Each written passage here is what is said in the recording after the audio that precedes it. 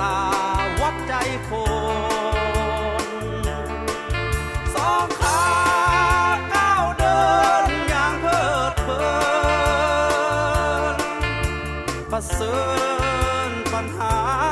มากมายเกิดเป็นสายลูกผู้ชา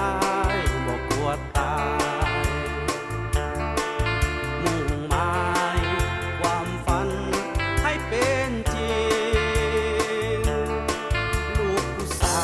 ยล้มแล้วยืนสู้ต่อไปน้ำตาสายเลือดหลั่งลงดิน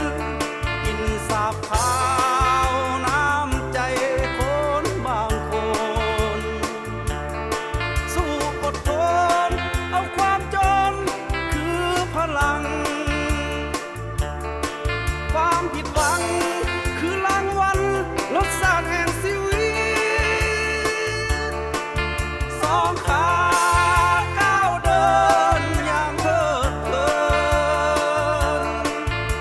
ประเสริ